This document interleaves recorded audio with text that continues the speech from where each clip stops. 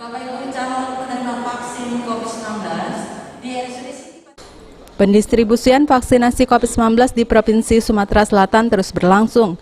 Percepatan distribusi vaksin sendiri demi mewujudkan herd immunity atau kekebalan kelompok di tengah masyarakat untuk meminimkan penyebaran pandemi COVID-19 dengan harapan aktivitas sehari-hari dapat kembali normal seperti biasanya. Namun sangat disayangkan hingga saat ini pendistribusian vaksinasi COVID-19 di Sumatera Selatan masih terbilang cukup rendah. Kepala Bidang Pencegahan dan Pengendalian Penyakit Dinas Kesehatan Provinsi Sumatera Selatan, Ferry Yanuar mengatakan, sejauh ini Sumsel masih sangat membutuhkan dosis vaksin yang banyak, sehingga vaksinasi yang ditargetkan akan rampung sesuai arahan Kemenkes Pusat pada Juni mendatang dapat direalisasikan.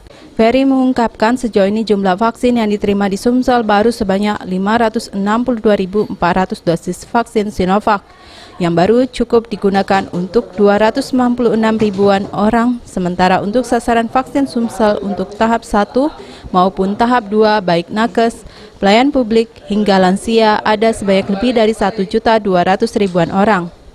Untuk itu di Sumsel sendiri sampai saat ini masih membutuhkan sebanyak lebih dari 2,4 juta dosis vaksin yang akan didistribusikan untuk 2 kali penyuntikan.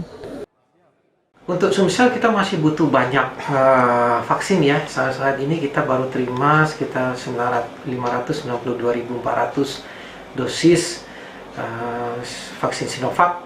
Artinya ini cukup untuk memvaksin sekitar 296 ribuan. Sementara sasaran kita baik untuk tahap 1, tahap 2 untuk nakes maupun pelayan publik dan lansia itu totalnya di atas 1.200.000 ribuan orang. Jadi memang masih cukup banyak vaksin yang kita butuhkan. Jadi kalau kita rata-ratakan masih butuh sekitar lebih dari 900.000 orang lagi kali 2 dosis ya, karena pemberiannya juga untuk 2 kali penyuntikan.